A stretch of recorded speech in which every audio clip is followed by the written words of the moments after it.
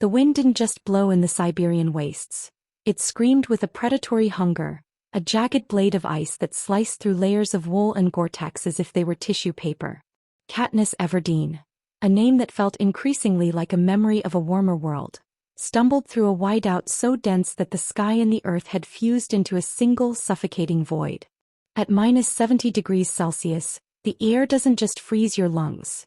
It shatters the very concept of hope. Katniss clutched the side of her stomach, her breath coming in ragged, crystalline puffs. She was a wildlife researcher, a woman who had spent her life studying the resilience of nature, but nature was currently trying to erase her. Her snowmobile had been swallowed by a hidden crevasse 3 miles back, taking her radio and her thermal tent with it. Now she was a moving statue, her eyelashes heavy with frost, her pulse a slow, rhythmic drum of surrender.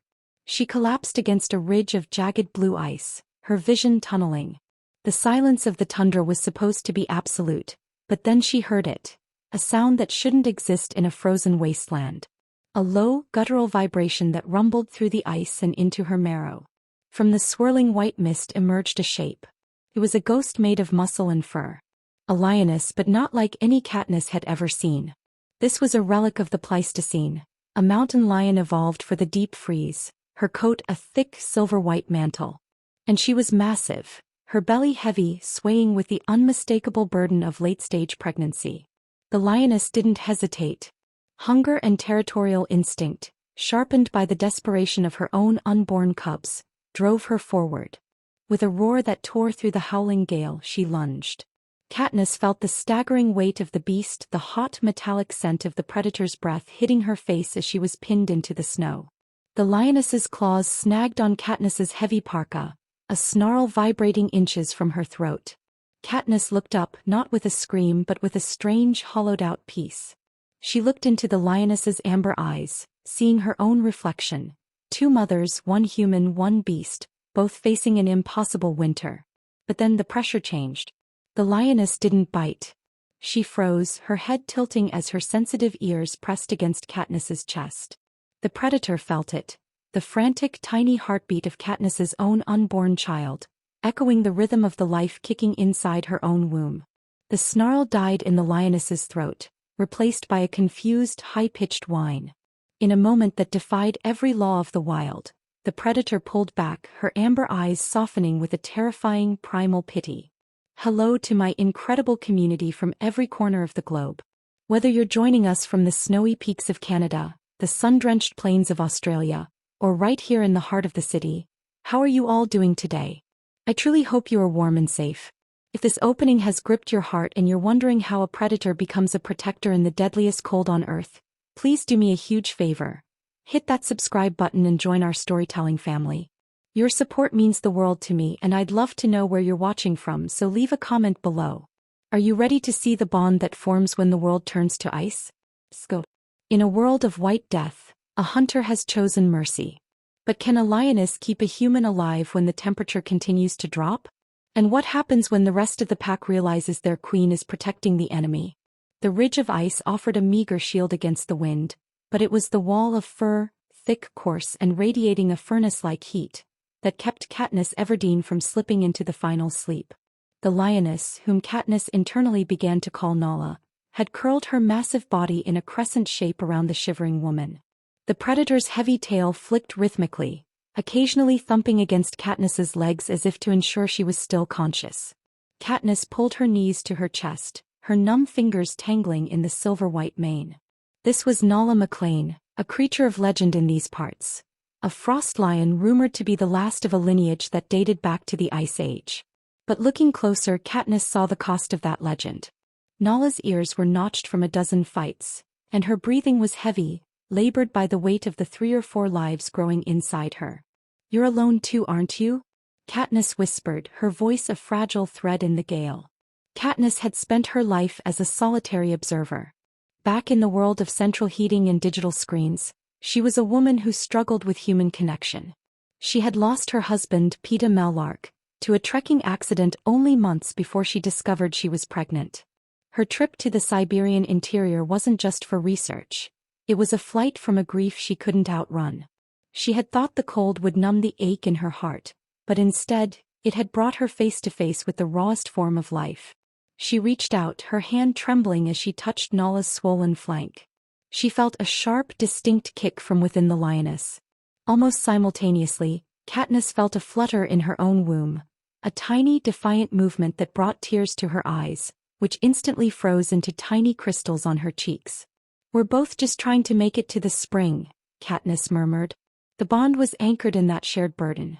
Nala wasn't just a beast. She was a mother whose pride had likely abandoned her or been lost to the shifting glaciers. In the wild, a pregnant predator is vulnerable, often pushed out by younger, faster hunters. They were both outcasts, two lives discarded by their respective worlds, huddling together in a sanctuary made of ice and desperation. Suddenly Nala's head snapped up. Her ears swiveled toward the dark expanse of the tundra. A low, vibrating growl started in her chest, a sound so deep it felt like a tectonic plate shifting. Katniss followed the lioness's gaze. Through the veil of snow she saw them, 6 pairs of glowing, predatory eyes. The Grey Pack. Led by a massive, scarred wolf known as Bill Sikes, these weren't ordinary scavengers. They were opportunistic killers that followed the scent of blood and weakness. They had been tracking the pregnant lioness for days, waiting for the moment her strength failed. Now they saw a new prize. A weakened human and a mother-to-be who could barely stand. Nala stood up, her legs shaking slightly but her posture radiating a lethal defiance. She stepped over Katniss, positioning herself as a living shield. The lioness roared, a sound of pure, unadulterated fury that challenged the very storm. It was a declaration: to get to the small life you must first die by the large one.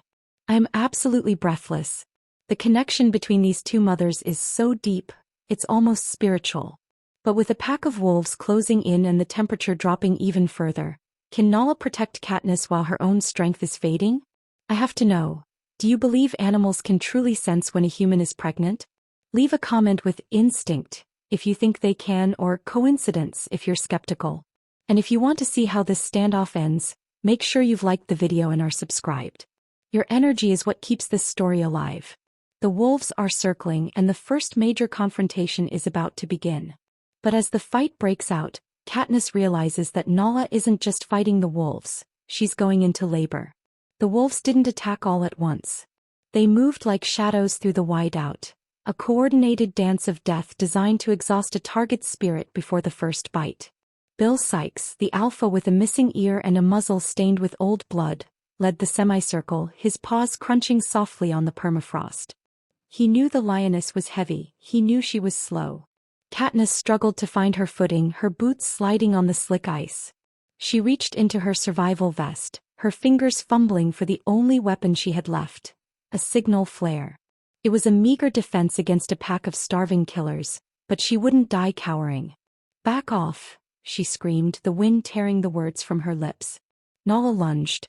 The movement was a blur of silver-white muscle, a desperate explosion of power. She swiped at a younger wolf that had crept too close to Katniss's flank, her claws leaving a crimson trail across the snow. But as the lioness landed, her back legs buckled. A sharp, guttural cry, not of anger but of agonizing pain, erupted from her throat. Katniss saw it then.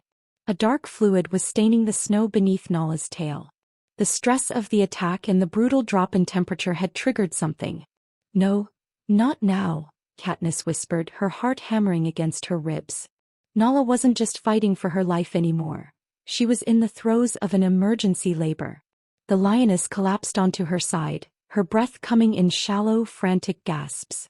Seeing their opening, the wolves surged forward. Bill Sikes let out a sharp yelp, the signal for the final kill. In that moment, Katniss didn't think about her own safety.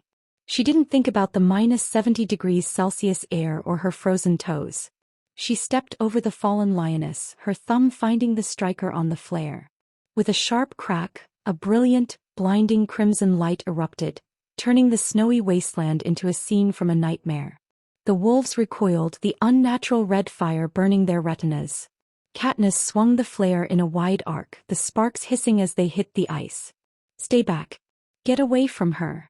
She was a lone woman, 5 months pregnant, standing in a circle of fire against a pack of prehistoric monsters. The first major plot twist had arrived. The protector had become the protected. Katniss, who had come to the wilderness to find a place to fade away, was now the only wall standing between a mother and her executioners. Nala let out a low, shuddering moan, her amber eyes searching for Katniss through the smoke. There was no more predator in that gaze, only a desperate plea for time. My heart is pounding. The roles have completely flipped, and Katniss is now the one defending a dying lioness in the middle of a wolf attack. Can she hold them off with just a single flare? And what will happen if the cubs are born into this freezing hell? If you think Katniss has what it takes to survive this night, type "protector" in the comments right now. And if you're as invested in this bond as I am, please subscribe. We are just getting started and the stakes are about to get even higher.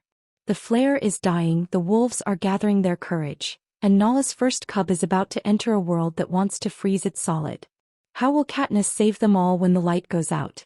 The crimson glow of the flare began to sputter, the brilliant red light flickering against the walls of driving sleet.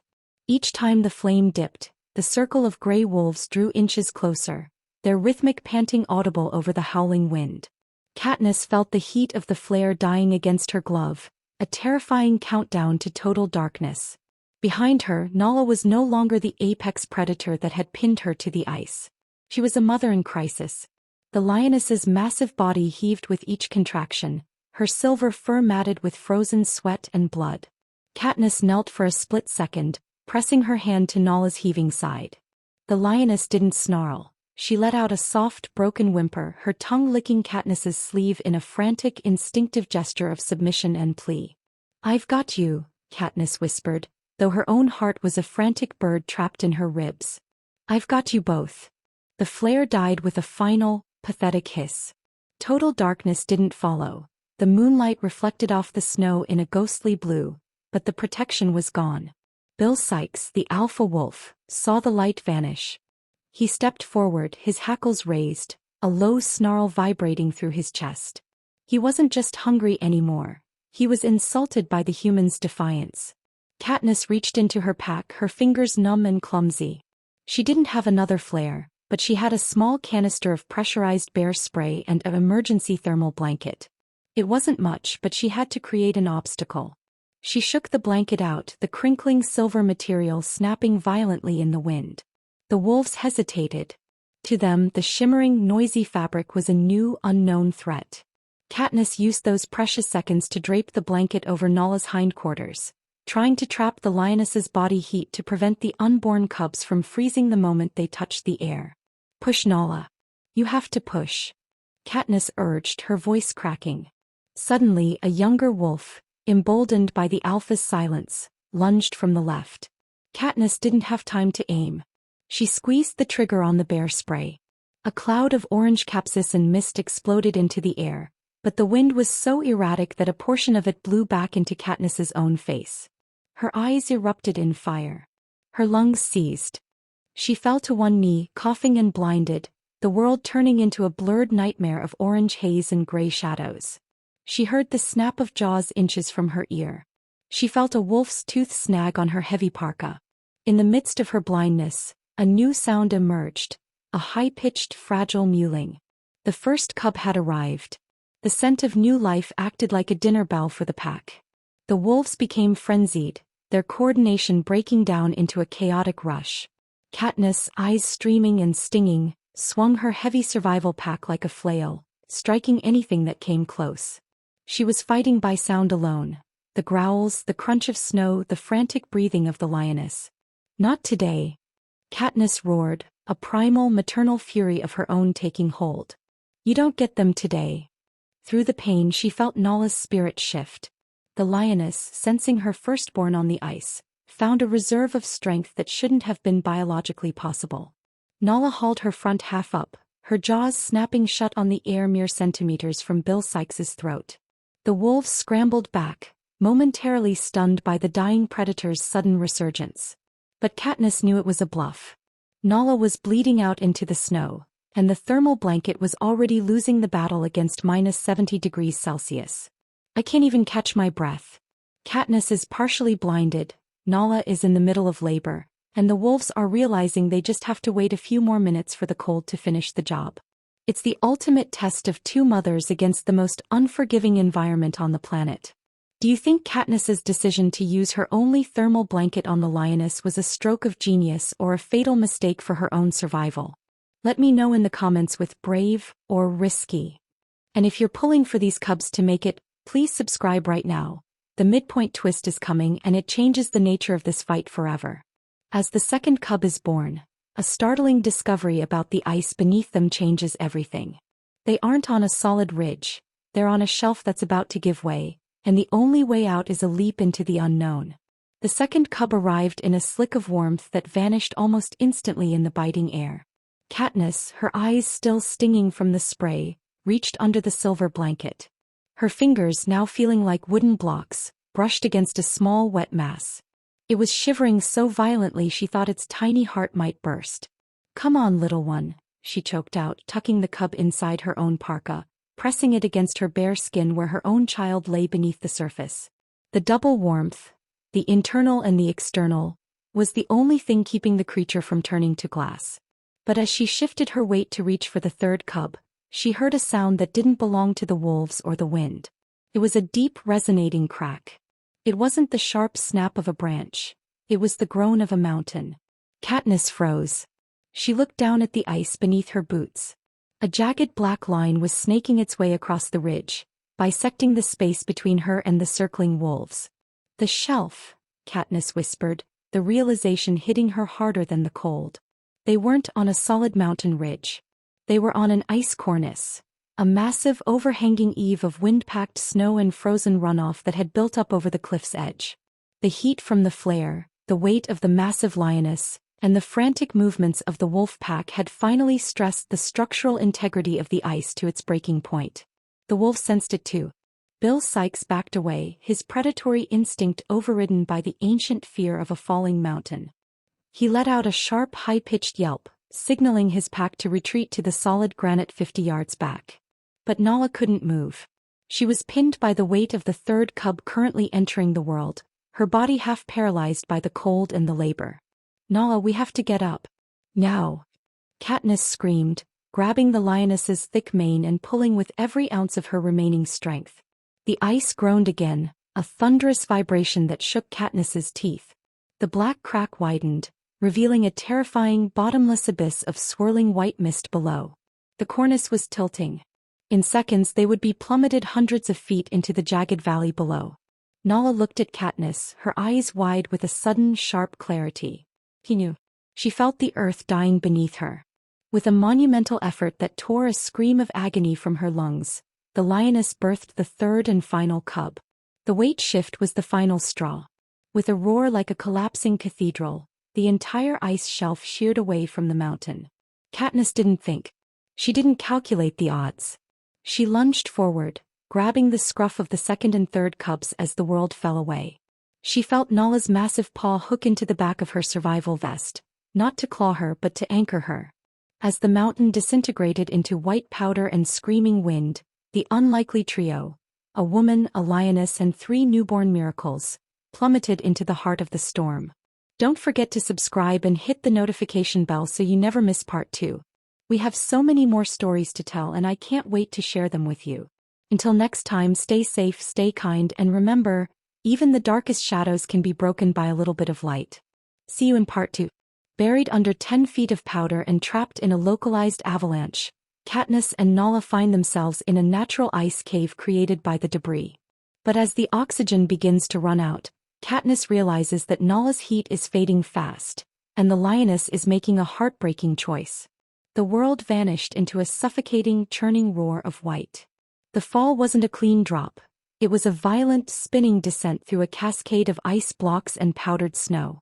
Katniss felt the air get punched out of her lungs as she slammed into the valley floor, the impact cushioned by a 20-foot drift that had accumulated over centuries. Then there was silence. A terrifying, heavy weight pressed down on her from all sides. Katniss opened her eyes to total darkness.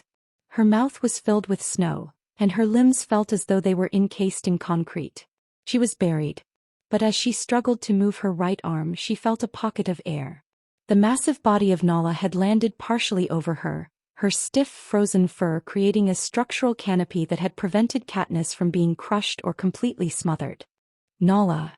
Katniss croaked, her voice barely a vibration. The lioness didn't roar.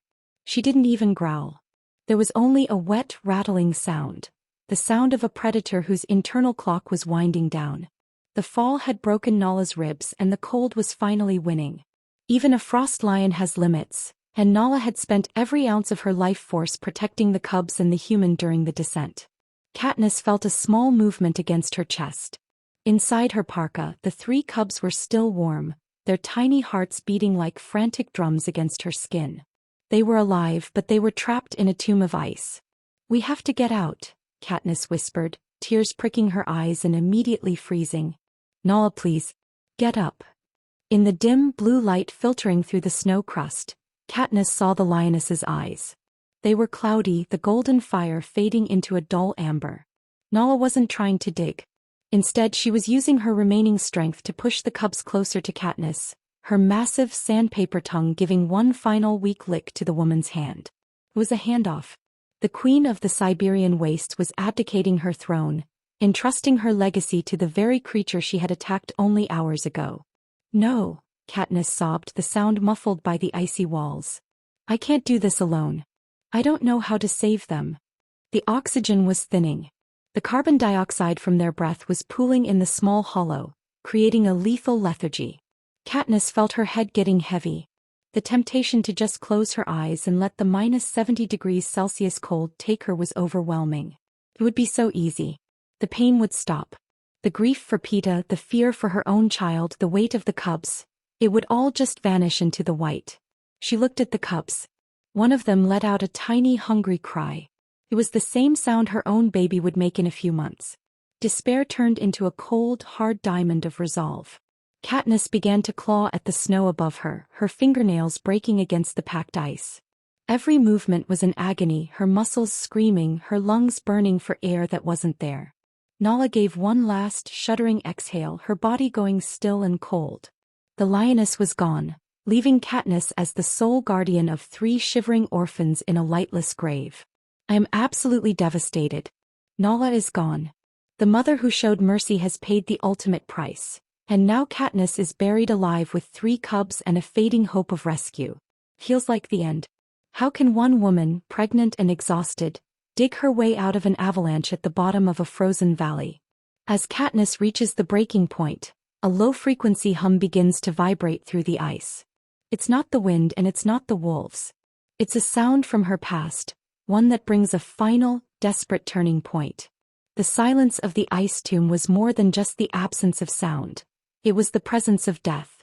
Katniss lay against Nala's cooling flank, her fingers raw and bleeding from clawing at the frozen ceiling. The air was thick and sweet with carbon dioxide, and her vision was beginning to swim with silver spots. "Just sleep," the cold whispered. "It's warmer in the dark." But then the vibration started. It wasn't the groan of shifting ice or the howl of the gale. It was a rhythmic, mechanical thrum that vibrated through the very bedrock beneath her. A low-frequency pulse that she recognized from 1,000 field missions. "Rotors," Katniss gasped, her heart surging with a sudden, violent hope. "Helicopter." It was the search and rescue team. They were looking for her, but they were looking at a white wasteland from 1,000 feet up. They couldn't see her buried under 20 feet of avalanche debris. If they flew over once and saw nothing but a collapsed ridge, they would leave, and the valley would become her permanent grave. Katniss looked at the 3 cubs tucked into her parka. They were fading, their movements sluggish. She looked at Nala, the majestic protector who had given everything. "I won't let your mercy be for nothing," Katniss growled. She reached into the side pocket of her survival vest. Her fingers brushed against something hard and cylindrical. A secondary emergency beacon. One she had forgotten she'd tucked away in the panic of the crevasse fall. But it was a short-range pulse, and its antenna was retracted. To work, it had to be within 5 feet of the surface. With a scream of pure maternal rage, Katniss didn't just dig, she fought. She used Nala's stiffening leg as a lever, pushing herself upward, using her back to heave against the weight of the snow. The ice cracked. A tiny pinprick of blue light broke through the ceiling. Fresh air, bitter, sharp and life-giving, rushed into the hollow. Katniss thrust the beacon through the hole, her arm disappearing into the drift. She fumbled for the switch, her thumb clicking it into the on position. A steady amber pulse began to beep, a digital cry for help echoing out across the tundra. Above her, the thrum of the rotors grew louder, a deafening roar that shook the snow from the trees. The shadow of a massive Sikorsky 92 swept over the valley floor. "I'm here." Katniss screamed into the dark. "We're here." The turning point wasn't just the arrival of the machine. It was the moment Katniss realized she wasn't just a survivor anymore. She was a bridge. She was the reason Nala's bloodline wouldn't end in the frost. "I'm screaming. The rescue team is right there. But can they see that tiny amber light in a world of whiteout?" Katniss has managed to break the surface, but she's still trapped under the weight of the avalanche. The rescuers are descending, but the Grey Pack hasn't given up. Bill Sikes and his wolves have found the descent path into the valley, and they are closing in for one last scavenge before the humans can land. It's a race against time, teeth, and the freezing dark. The roar of the Sikorsky was a hurricane of sound, its downwash sending plumes of powdered snow swirling into a blinding white vortex. But as the heavy machine hovered, fighting the erratic mountain thermals, a different sound pierced the mechanical din. A chorus of high-pitched, hungry howls. Bill Sikes and the Grey Pack had found the one accessible slope into the valley basin. They were coming down the debris field like gray streaks of lightning, their eyes locked on the spot where the amber light pulsed. To them, the helicopter was just a noisy bird. The human and the cubs buried below were the prize they had been promised all night. Katniss was pinned from the waist down by Nala's massive frozen shoulder. She could see the wolves now, appearing over the rim of the snow craters, their muzzles wrinkled in a snarl. "Not now," Katniss hissed, her fingers locking onto a heavy piece of jagged ice. "Not when we're this close." The lead wolf lunged, his claws scrabbling for purchase on the edge of the hollow. Katniss swung the ice block with a desperate, bone-crushing force, striking the animal across the snout. It tumbled back, yelping, but three more took its place. They weren't just hunting for food. They were frenzied by the scent of blood and the chaos of the storm. Above, the helicopter's winch began to descend. A rescue swimmer, John McClane, clad in a bright orange dry suit, swung wildly in the wind, a tranquilizer rifle slung across his back. He saw the wolves. He saw the woman's arm thrusting out of the snow like a ghost. "Get down." McClane's voice boomed over a loud hailer. He didn't fire at the wolves, he fired a high-intensity flashbang grenade into the center of the pack. The explosion was a wall of white light and a thunderclap that echoed off the valley walls. The wolves, their sensitive ears and eyes overwhelmed, scattered in a blind panic. McClane touched down on the snow, his boots sinking to his hips.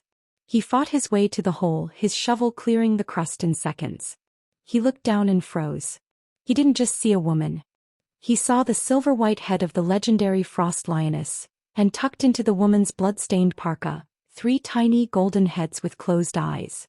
"Jesus, Katniss," McClane whispered, his hands moving with professional speed to hook the rescue strap around her. "You stayed with it? You stayed with the cat." "She stayed with me," Katniss choked out, her voice a fractured rasp. "Don't let them go. Please. Don't let them freeze." The final resolution wasn't just about pulling Katniss from the hole. It was a tactical high-stakes extraction. As the wolves began to regroup at the edge of the light, McClane and the crew didn't just lift the human. They used a heavy-duty cargo net to retrieve the three cubs, cocooning them in self-heating chemical blankets. The most surprising twist came as they lifted Katniss into the bay of the helicopter. She looked down at the snow as the machine rose. In the fading light of the flashbang, she saw the Grey Pack retreat. But they didn't go for Nala's body. They stood at the edge of the valley, looking up, the alpha wolf letting out a single mournful howl that wasn't a hunt call, it was a salute. In the warmth of the cabin, surrounded by medics and humming monitors, Katniss felt the three cubs begin to stir against her chest. Their mewling was stronger now, a defiant song of survival that filled the small space. She had lost her husband to these mountains, but tonight she had reclaimed life from the very jaws of the frost. "I am literally in tears. They made it." The rescue was a success, and Katniss refused to leave those cubs behind even when the wolves were at her throat. It's the ultimate payoff for a night of pure terror. Can you imagine the courage it took to hold that position while being buried alive? I want to see the chat flooded with hearts. Leave a red heart if you're relieved they're safe. And if you want to see the beautiful, heart-wrenching final closure for Katniss and the new pride, hit that subscribe button right now. We're moving into the conclusion. The cubs are safe, but the world is about to find out about the woman who survived. 7 The sterile white walls of the Siberian Research Hospital were a stark contrast to the chaotic white of the tundra. Through the double-paned glass of the neonatal observation ward, Katniss Everdeen watched as 3 small silver-flecked cubs tumbled over one another in a temperature-controlled enclosure. They were thriving, their bellies full of specialized formula, their tiny roars beginning to develop a rasping strength that echoed their mother's legacy. Katniss sat in a wheelchair, her hands bandaged and her feet tucked under a heavy quilt. Beside her stood John McClane, the man who had pulled her from the grave. He held a tablet showing the morning news headlines. The world was calling it the miracle of the ice shelf. The story of a human and a predator who chose mercy at the edge of extinction. The wildlife sanctuary in the south has a habitat ready for them, McClane said softly. They'll grow up under the sun, Katniss. No wolves, no -70 degrees Celsius. Just grass and space. Katniss didn't look away from the cubs. She should have been there to see it. She was the one who decided we were the same. She is there, McClane replied, handing her a small, sealed envelope. The team went back to the valley after the storm cleared. We couldn't leave her for the scavengers. Inside the envelope was a single tufted lock of silver-white fur. Katniss pressed it to her lips, a final silent thank you to the ghost who had saved her soul. 3 months later, the air in the valley was no longer a blade. It was a gentle caress of spring. The ice had retreated, giving way to a carpet of hardy wildflowers and emerald moss. Katniss stood at the edge of the granite ridge, her own newborn son, Liam Mellark, cradled against her chest in a sturdy wrap. He was healthy, his eyes wide and curious as he watched the world his mother had fought so hard to keep him in. Below her, in the basin where the avalanche had once settled, a small stone cairn stood. It wasn't a grand monument, just a pile of river stones marked with the silhouette of a lioness. Katniss heard a familiar sound, a low rhythmic trill. From the shadow of a nearby cave, the 3 cubs emerged. They were no longer the fragile mews she had tucked into her parka. They were subadults now, their muscles beginning to ripple under coats that had turned from silver to a rich, sun-kissed gold. They stopped 10 feet away, their amber eyes locking onto Katniss. There was no aggression, no hunger. One of them, the largest male with a notch in his ear just like Nala's, stepped forward and let out a soft huff of air. He sniffed the wind, catching the scent of the human child, and for a heartbeat the ancient bond crackled in the air. He didn't attack. He simply sat, his heavy tail thumping against the mossy earth, a silent guardian of the woman who had birthed him into the light. Katniss smiled, a tear of pure, unadulterated joy finally falling and staying liquid in the warm afternoon sun. She had come to the wilderness to find an end, but she had found a beginning. She had learned that life isn't just about surviving the cold. It's about the heat we give to one another when the world turns to ice. As she turned to walk back toward the research station, the 3 lions followed her at a distance, a golden escort through the rebirth of the valley. The little damsel of the tundra was a damsel no more. She was a mother, a survivor, and the sister of the frost. I am absolutely overflowing with emotion. To see Katniss standing there with her son and Nala's cubs, it's the perfect circle of life. This story reminds us that even in the most brutal conditions, compassion is a force of nature that cannot be frozen. I want to thank every single one of you for taking this 9,000-word journey with me. Your presence here is what makes these stories breathe. If this conclusion gave you chills of the good kind, please leave one last comment with the word legacy. Make sure you've hit that subscribe button so you're the first to see our next emotional epic. We're traveling to the heart of the Amazon next week, and you won't want to miss what's waiting in the shadows. Until then, stay warm, stay brave, and keep looking out for one another. See you in the next story.